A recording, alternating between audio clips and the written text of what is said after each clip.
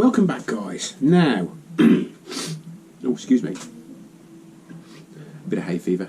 Right, so after Scouts Friday, which was yesterday, depends what day I put this up. Anyway, Friday. So Scouts finished, and my lovely friend Andy Heel from A H Bespoke up there dumped something at the back of my car. It's a lovely piece of not you, and I think I've been pondering what to do with it today, and I thought I'd like to make a little pot, but a two-part pot, so a base, round, and then a top, and then a little finial coming from it. I don't know, we'll see how it turns out. Hang on, I'm not finished yet. I'm going to do a couple of shout outs. Let's see. Badger's Workshop, a link to his channel here.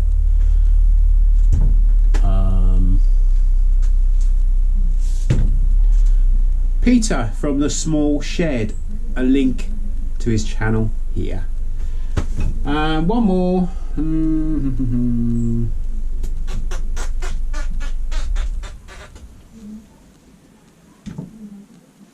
DIY Jase.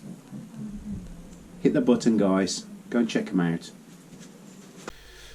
Right, so you'll have to bear with me, guys. This is the first time I've ever done a voiceover for a video, so we'll have to just wait and see what happens. If you don't like it, let me know. If you like it, let me know and I'll do more. Anyway, so this is the piece of view that Andy gave me. I can see what I'm doing wrong here from this angle. I don't know if you can see my thrust bearing and my guides. They're way too high. I should have brought them down a lot lower to just above the wood. That's something on my that I need to sort out. But also this blade is quite blunt. Since this I've put a new blade in. It's quite a thinner one because I want to turn blanks. But you'll see just now that it jams.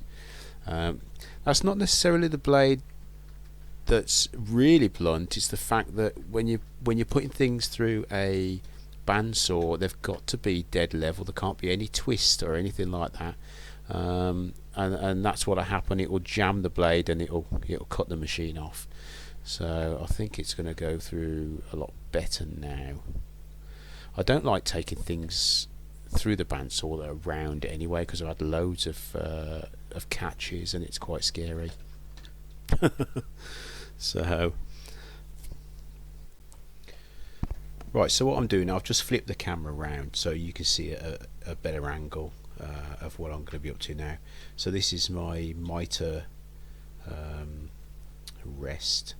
I've got it set at 90 degrees, and as you can see, my table saw wasn't level. I've seen someone recently had quite a horrific injury with their machinery not level.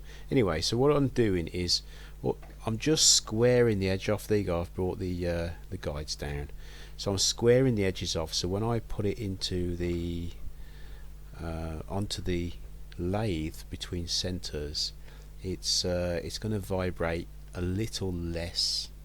I don't have to square the edges off. I mean, it's going to vibrate anyway because the piece of wood itself is kind of bowed.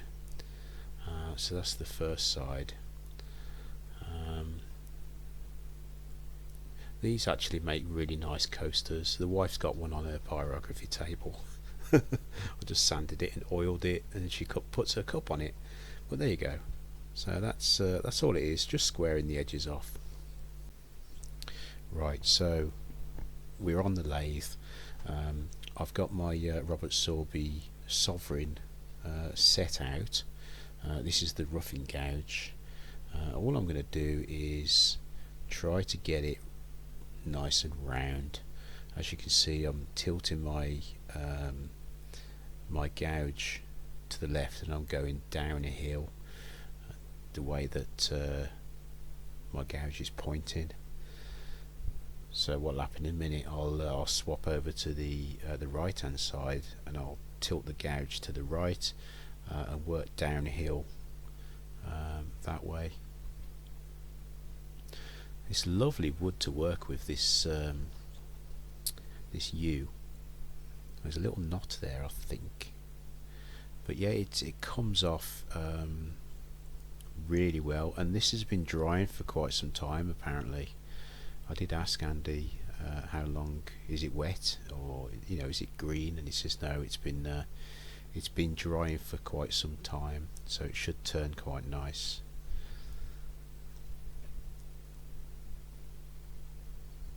Oh, there you go, a little bit of a catch there. It's to be expected, to be honest. Oh, actually no, I remember what happened here. The new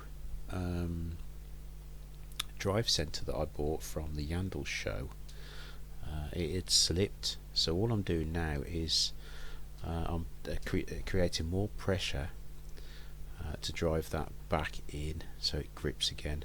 As you can see, I've tilted the chisel to the right now, and I'm going downhill again, keeping the bevel of the chisel resting up against the wood.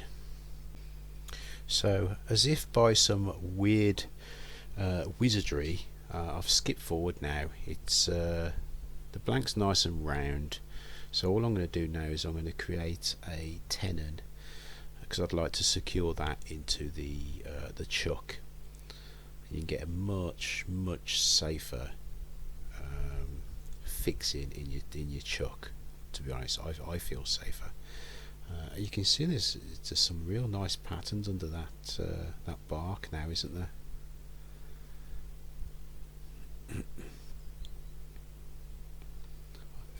Oops. So there you go. I'm going to switch this out now. I've got the Acks SK80 chuck that a friend of mine gave me, and another friend of mine, this is how lucky I am, bought me a set of jaws for it. So I am really grateful to these guys. And there we go. Tighten it all up. Make sure it's safe.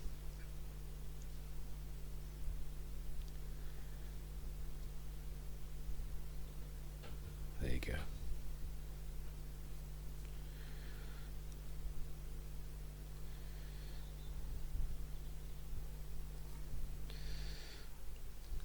So what I'm going to do now is I'm going to start to look at the piece of wood,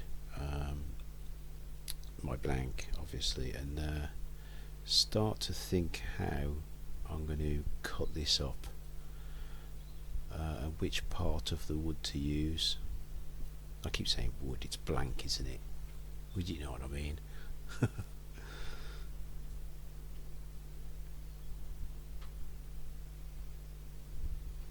There you go, it's nice and round now. Look at that beautiful wood, and look at those shavings. They're all very similar in size and length. Right, so I've switched out the chisel. I've gone for a smaller gouge. As you can see, I'm using the same technique. I'm going downhill, and what I'm going to do is I'm going to remove most of that centre part of the blank, because I want to create almost a pot type of shape with the finial on top. So although at this stage you've kind of got an idea of what you want the piece to turn out like, but you just got to crack on with it, and most 9 times out of 10 it kind of changes as it goes along.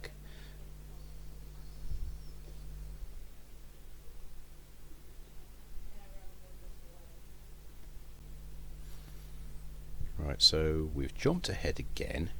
I've got a very basic shape that I want, and then I've gone in and created a tenon so I can flip this whole piece around, but first of all I've got to take the bottom off, and then where I'm pointing at just there, I've got to split, because that's where I want the join in the two, the bottom, the base and the lid to match up. So so this is the parting tool, and all I'm going to do is push it through until it goes right through, and you end up with the two pieces.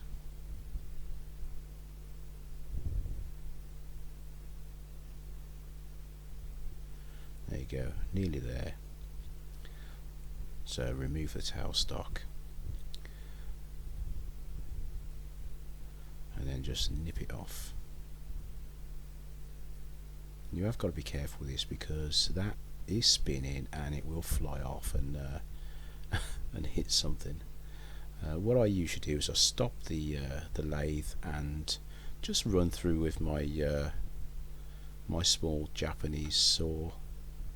There you go. I just don't like it flying off, because camera equipment can be expensive to replace. So there you go. I'm going to start to create the two pieces now when I get round to it with the parting tool. Just square the bottom off first, because that's going to go in the chuck. If you don't square the bottom off your piece and you put it in the chuck, it won't go in square. It will go in at an angle, and it will cause you more problems.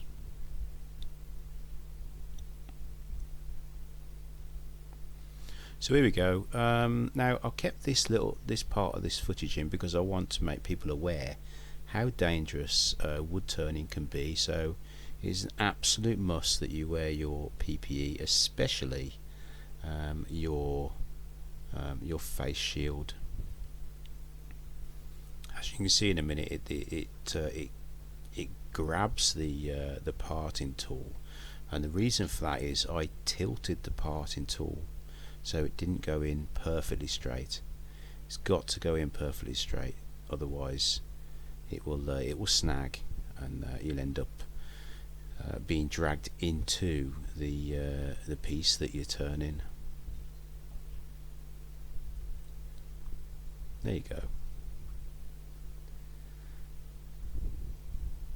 It can. I mean, the first time this happens to you is quite scary. So there you go. I'm going back in now, and I'm keeping it perfectly level and straight to part it off. Luckily, my lathe is not a direct drive. It's belt driven, so that chuck will spin. Worst case scenario, and something happens, it will spin rather than take me into it. So this is our base now I'm going to be working on. Just change the rest to a smaller one. There's no need to have a huge rest. There's only really 2 inches of that base that I'm going to be working on. Right, so we're going to be switching out now to the Carbide tools. This one's the detailer, and then you've got the round. These aren't negative rake or anything like that, they're just standard Carbide tools. First of all, we're going to kind of determine where our top piece of the lid is going to slot into the bottom, and you do this by just eyeballing it. You can do it any way you like. You just need to match the top to whatever turns out at the bottom. There's no right or wrong way of doing the bottom. You just got to hollow it out and see what happens. So this is what I'm doing is I'm working from the center out. I mean, some wood turners, they like to drill a hole with their Jacob's chuck to give them more of an indication of how deep to go. A little pot like this, you can kind of you can eyeball it and come out pretty accurate.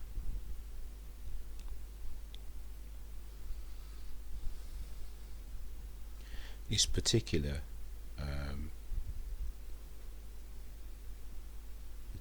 carbide chisel is one that I made myself.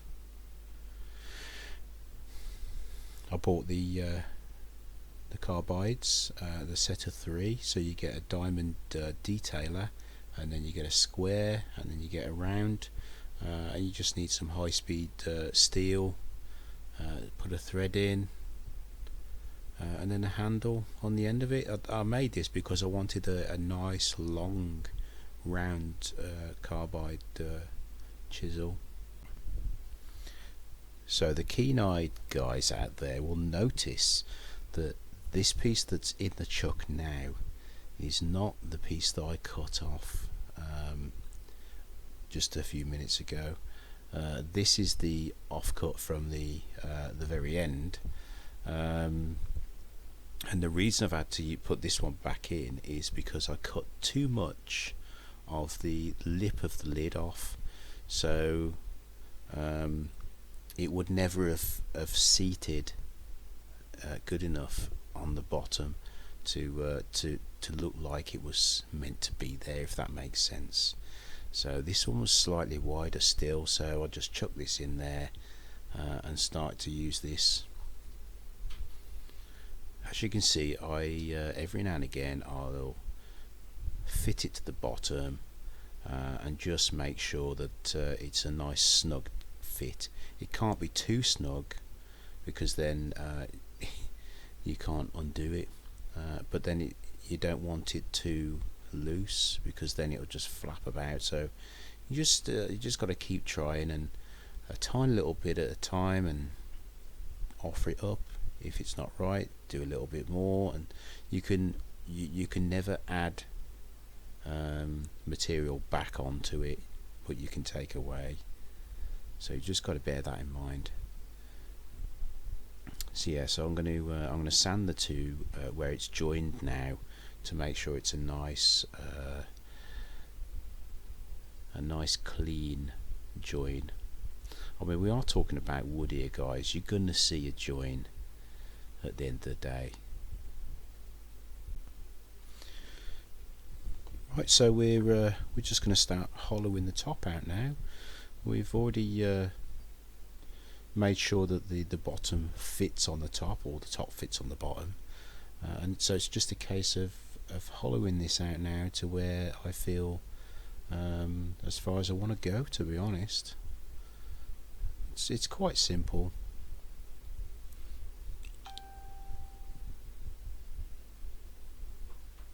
These carbide tools do a real nice job of removing this the wood from in there.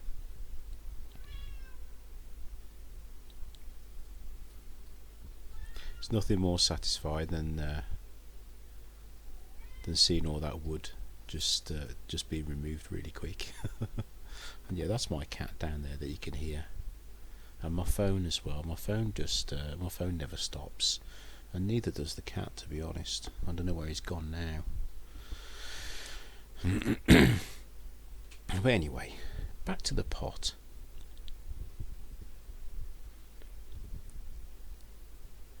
So I'm just taking that a little bit further. We notice I'm going from the inside out. The inside of the wood, the very center of the wood, doesn't move as quick as the outside of the wood. So it's you do sometimes get a little bit of tear out in there. You just got to keep the pressure on and just remove as much as you possibly can.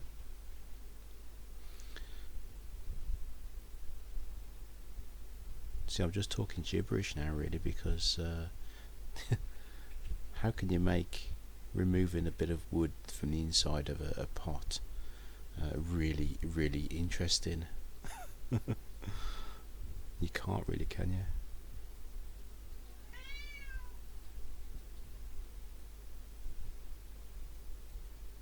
His name's Anubis, by the way. He's down there looking at me now.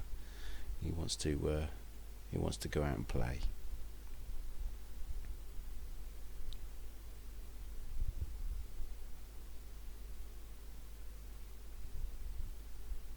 There we go. I'm quite happy with that. So what we're going to do is just offer the bottom up now, see how it fits. Yeah, I'm happy. It holds itself in without dropping off, so there you go. Okay, so we've jumped forward again. I'm just going to be getting those fine details in to that finial before we even think about parting it off.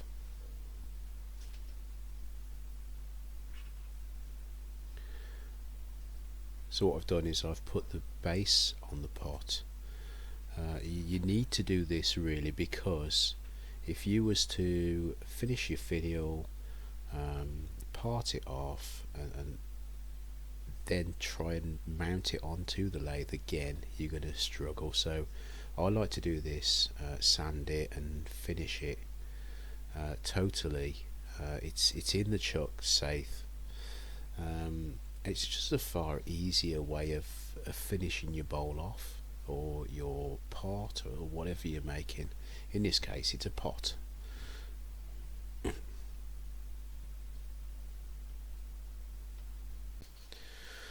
Right, so we're to the we're coming to then now. We've basically, I've spared you all the sanding, and I'm now onto the Acks abrasive sanding paste. I'll leave a link to this stuff in the description below.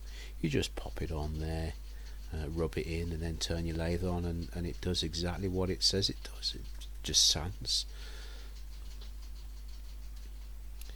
I've taken this to 320 grit, the Abranet 320 grit, before putting the Acks paste on.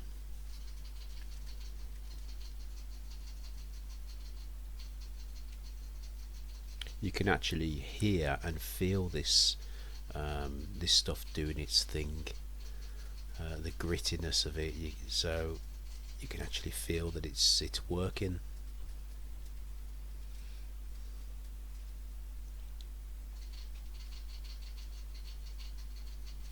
Now you can spend a long time putting layers and layers of this on. If you're working with resin, you've got to be careful with the abrasive pastes, because if you heat your bowl or whatever you're doing that's resin, if you heat it up and you apply too much pressure with the sanding pastes, no matter what brand it is, it's going to start to cause problems with your resin and scratch it rather than sand it. It's starting to look quite nice now. You can see the grain. The grain doesn't match up though, because I've had to use the bottom of this blank for the top because of the muck up in the beginning. So, but that's fine. You can still see the nice grain pattern in both. What I'm applying now is it comes up. So it's going to be the Acks Polish and Restore paste. This is a food safe product, but you can get a really nice shine on your piece with it.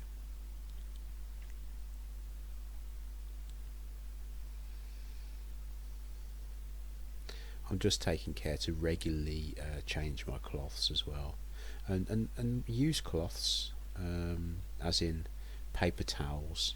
If you use bits of old t-shirts and things like that, then you've got more chance of it catching and pulling you into the lathe. So this is the Acks Polish and Restore. So you just rub it in the same as the sanding paste. I mean, you can see straight away there's a sheen on that now, a glossy sheen. I mean, it's really good stuff. This stuff you can turn your lathe up and you can get quite hot.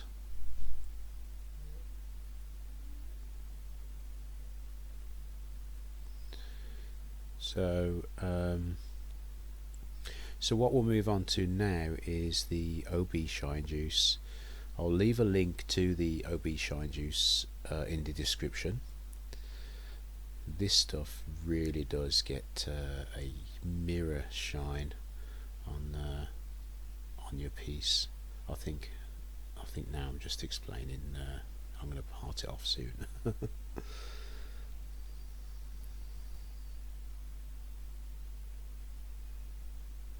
So the OB Shine Juice, it's 3 equal parts.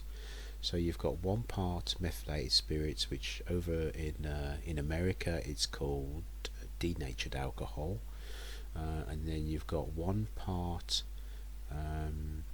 boiled linseed oil, and then 1 part shellac. So 3 equal parts.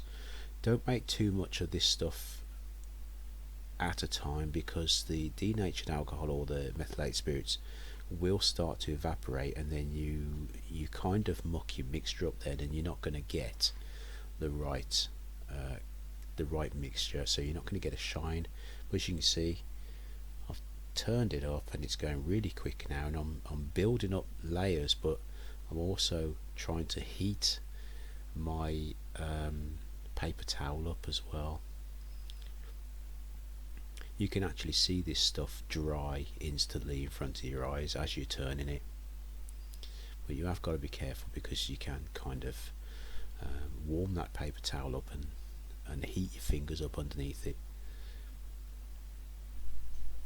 Another piece of advice that I'd love to share with you guys is, when you're doing this sort of thing and you've got rags with oils, even if they're not flammable oils, they can still create heat and then burst into flames on the rag. So make sure, in the workshop I've got a steel dustbin with a lid on it that I lock down. So when I leave the workshop in the end of the day or whatever I'll go back into the house, I'll put the lid on the steel bin, and then I know that it's not going to spontaneously combust and burn my workshop down. But look at that, is that nice? Look at the pattern in there.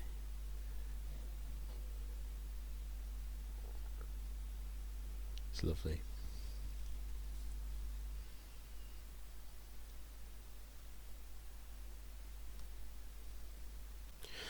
Well, there you go, guys. I'm really happy the way this turned out in the end, and I really appreciate you guys sticking around to the end as well. Hopefully I didn't annoy you too much with my voiceover, but check out the guys in description, and I'll see you next time.